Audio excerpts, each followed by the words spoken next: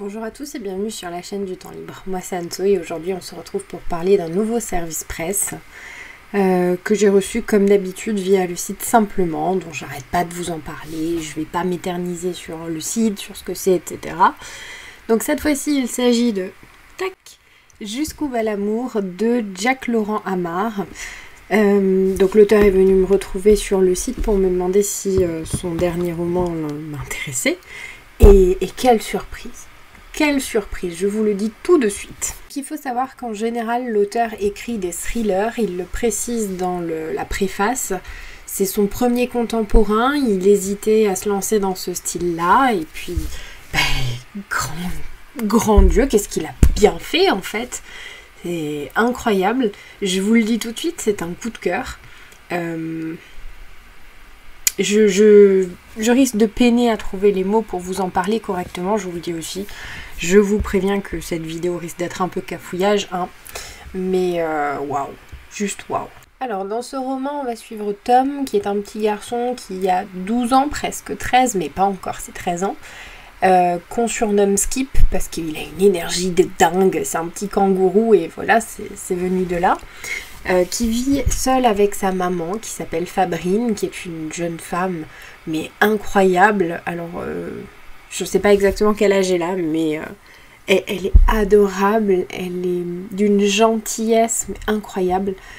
Et voilà, c'est un petit contemporain, on va suivre ces deux personnages.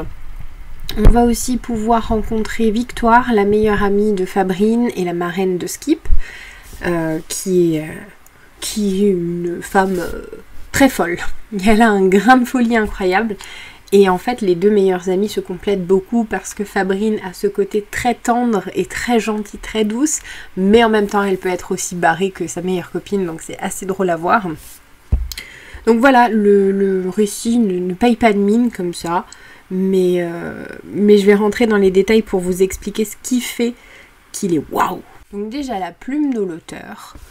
Moi, j'ai adoré, j'ai adhéré, j'ai pris en photo plein de citations parce que je les trouvais trop belles et que je pouvais les relire 3 fois d'affilée. J'étais là, mais c'est tellement beau, c'est joliment dit, il y a quelque chose qui en dégage et voilà, c'était juste super. Donc déjà, si on accroche avec la plume de l'auteur, ça se passe plutôt bien. Donc ça commençait pas trop mal. Donc comme je vous disais, l'univers ne paye pas de mine, hein, c'est un contemporain de tout ce qui est le plus normal. On suit un petit garçon avec sa maman et puis la meilleure copine qui est marraine, qui fait office de deuxième maman un peu parce qu'elle se considère comme des sœurs et puis Skip est aussi très proche d'elle. Oui, alors il n'y a pas de papa dans cet univers-là. Ce sont des choses qui arrivent partout, hein, chez tout le monde, donc rien d'extravagant, rien de très folichon comme ça. Mais comme dit, ne skippez pas, ne skippez pas trop vite ce livre parce qu'il est très très intéressant. Donc déjà la relation entre Fabrine et Tom, donc Skip, est juste dingue. Entre une maman et son enfant, avoir une relation comme ça, mais waouh! Ils sont très proches, très fusionnels, ils se charrient mais très complices. Et il n'y a pas eu une seule dispute dans ce livre. Alors oui, c'est pas tout beau, tout rose partout, tout le temps, je le conçois. Mais entre eux, il y a vraiment un lien très particulier et l'auteur arrive à nous le faire sentir, mais dès le départ en fait. Et je me suis sentie impliquée avec eux. Comme si, Fabrine était ma voisine et puis Skip aussi, et puis je les voyais tous les jours, et voilà. Il y a quelque chose qui fait que ça marche très très bien. Et leur relation est juste super. Mais waouh! Il y a des petits non-dits aussi, on comprend que pour Fabrine, laisser Skip aller seule à la piscine, c'est un peu compliqué pour elle, c'est une victoire d'ailleurs. On ne sait pas pourquoi, c'est dit que plus tard, il y a des révélations qui se font qu'après un certain nombre de pages, et puis au final, quand on les a lues, on comprend totalement ce qui s'est passé avant, pourquoi, etc. Donc là, je pense qu'on sent quand même un peu l'habitude de l'auteur d'écrire des thrillers et de mettre un univers comme ça avec des révélations qui apparaissent plus tard et qui qui font que tout s'imbrique, etc. Donc voilà. La petite particularité finalement de ce roman va arriver plus tard. Skip va voir à la télé une émission avec une dame qui lui explique que on peut réaliser des vœux en faisant un peu de méditation, un truc comme ça. Et du coup, il va vouloir y croire, il va tenter et il va faire 2-3 vœux qui vont finir par se réaliser.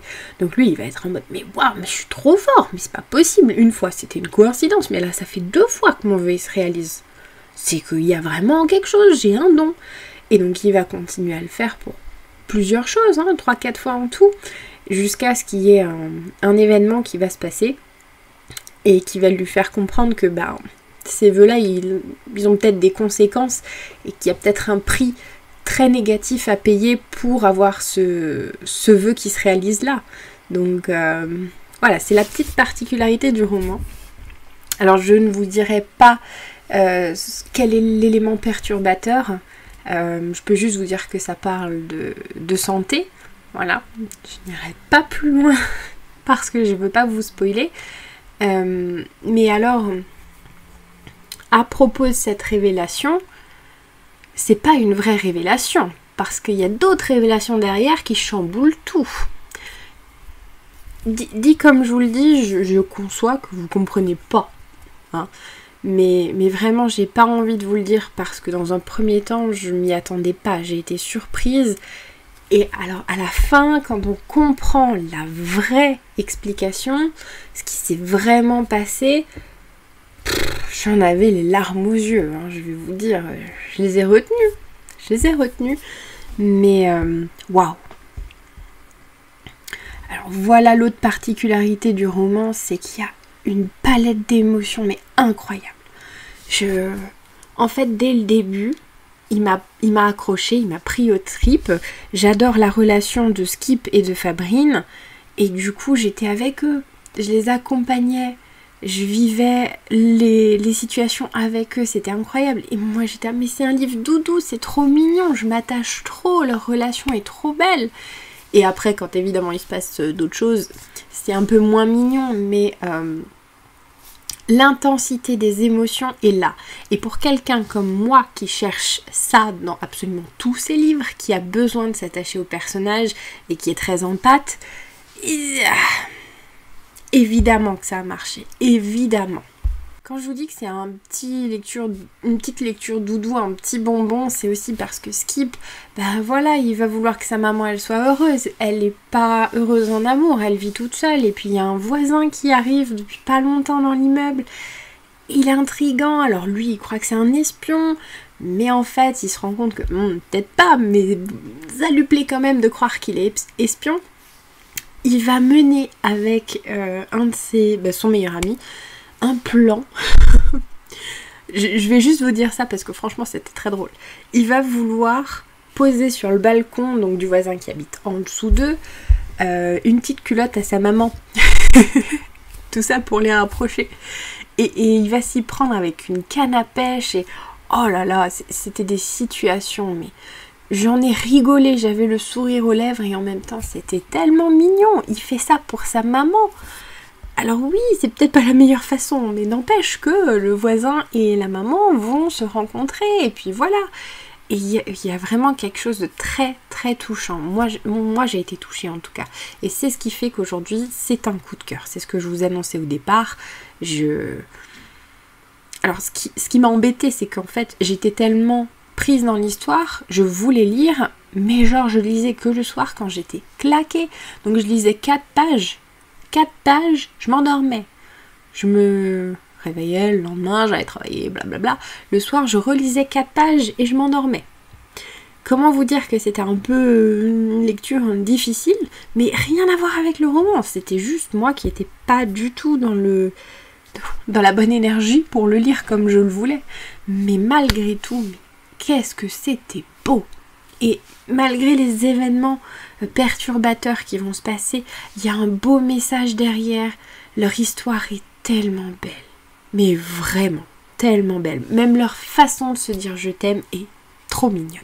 Ce que j'ai aimé aussi et que je vous ai pas dit, c'est qu'en fait cette histoire se passe dans le passé, donc on a une temporalité présente avec un personnage de cette histoire qui nous raconte ce qui s'est passé. C'est vrai qu'au début j'étais là, mais qui es-tu?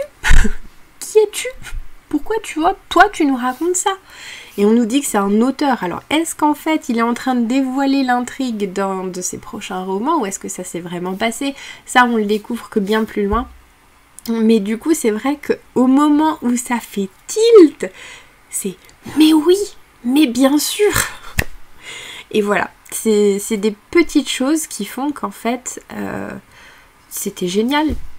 Et monsieur Jack Laurent Ammar écrivait d'autres contemporains, s'il vous plaît. C'est parce que c'était vraiment trop bien. Je l'ai trouvé parfait. Une petite bulle de bonheur. Alors oui, il y a des choses qui sont plus difficiles à vivre, mais la façon dont c'est traité, c'était juste... Voilà. Vous voyez, un doudou que je serre contre moi. C'est un peu l'idée de ce livre-là et ça me fait un bien fou de l'avoir lu. Alors évidemment, je suis très curieuse, donc j'ai aussi très envie de découvrir ce qu'il fait dans les thrillers parce que c'est pas forcément ce que je lis le plus. Ça m'intéresse, hein, j'en ai beaucoup dans ma palle, enfin beaucoup, voilà, un petit nombre. Mais c'est vrai que c'est pas mon genre de prédilection. Malgré tout, je suis loin d'être fermée à ça et j'aimerais beaucoup découvrir ce qu'il fait dans ce genre-là. Parce que oui, maintenant, il a réussi à m'intriguer. Et j'aimerais vraiment qu'il sorte d'autres livres contemporains parce que celui-ci c'était une pépite. Voilà. Sur ce, la vidéo est terminée. Merci encore à l'auteur pour cette superbe découverte que je ne regrette absolument pas. Au contraire, c'est... Ouais, sans m'avancer parce que voilà, je pense que ce sera quand même une de mes plus belles lectures de l'année, même si je la fais fin novembre, hein. Mais ouais, non, il y a vraiment quelque chose qui m'a marqué avec un autre livre notamment, mais c'était beau, voilà, tout simplement. Donc je vous remercie d'avoir regardé la vidéo et je vous dis à bientôt pour une prochaine. Bye!